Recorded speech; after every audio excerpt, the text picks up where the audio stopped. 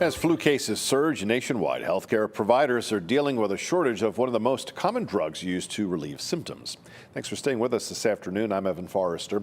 Tamiflu and its generic counterparts are in short supply these days at pharmacies, hospitals, and urgent cares across the country, including here in South Central Pennsylvania. Fox 43's Alyssa Kratz has more on what it means for patients.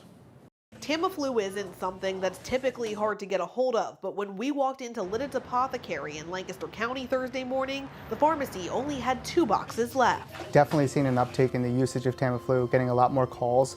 Had somebody come from Jersey yesterday to get it. That as flu is running rampant across the entire country. The CDC says hospitalizations are at a 10-year high. Mostly since Thanksgiving.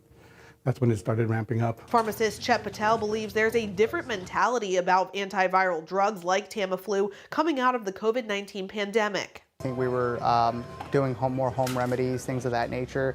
And then after Paxlovid and a couple of the other antivirals coming out, there may be a mentality of, if I don't receive some sort of medication, then am I going to get better? Patient First urgent cares are also dealing with the shortage. Certainly if there's somebody who's elderly, who has multiple medical problems, diabetes, hypertension, other respiratory illnesses or problems, we should try to see if we can get them somewhere. Providers are doing what they can to stockpile shelves when possible, but say many times as quick as they get the drug in, it's gone. Kind of adds an undue level of strain to make sure that we're able to do it. And obviously we're going to take that extra step to make sure that our patients are able to have some sort of resolution, but it does add an extra layer to that. Medical experts say Tamiflu can certainly relieve symptoms, but if you can't get your hands on it, there are plenty of other over-the-counter medicines and home remedies that will ease them as well. Alyssa Kratz, Fox 43 News.